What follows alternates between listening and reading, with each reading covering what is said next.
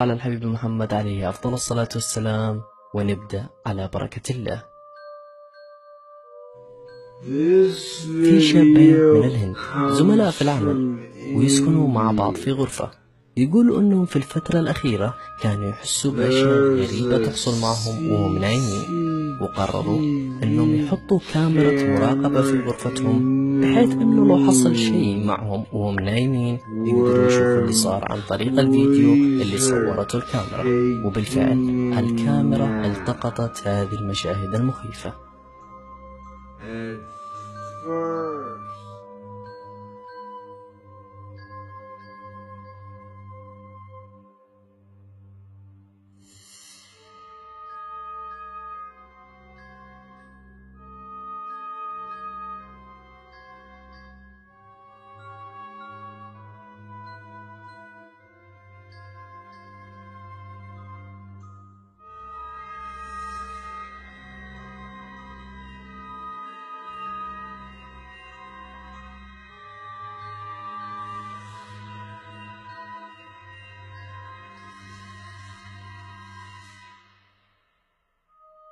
كلنا نعرف أن أكثر القصص اللي تتعلق بالجن والعياذ بالله أحداثها تحصل بالليل، بس هذا الفيديو تم تصويره بالنهار من قبل شاب يحب المغامرة، ويقول أنه اكتشف بيت مهجور وقرر يدخله ويشوف اللي فيه.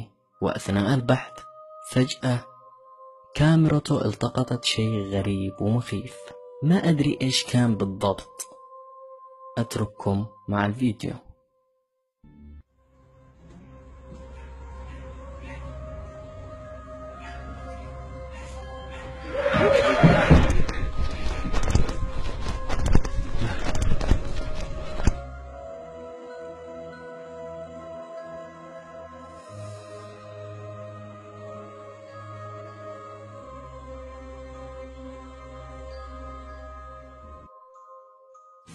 هذا الفيديو كمان لشاب يحب المغامرة، وكان في مكان مهجور شبه غابة، وقال انه زار هذا المكان من قبل وكان في الليل، وسمع اصوات مخيفة لدرجة انه ما قدر يكمل وطلع من المكان بسرعة، بس قرر يرجع لنفس المكان، بس هذه المرة بالنهار.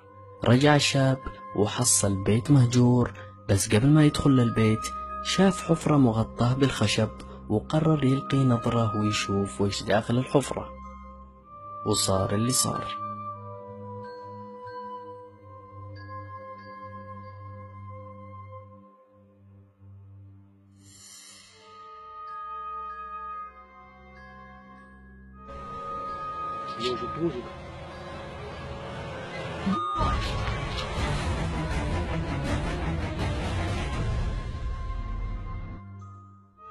في عائلة طلعوا يغيروا جو وتركوا البيت مقفل، ولما رجعوا شافوا البيت مقلوب والأغراض كلها مرمية على الأرض، واعتقدوا انه في شخص دخل البيت وعمل عملته، وقرروا انهم يحطوا كاميرات في كل أنحاء البيت، وتركوا البيت لمدة يوم.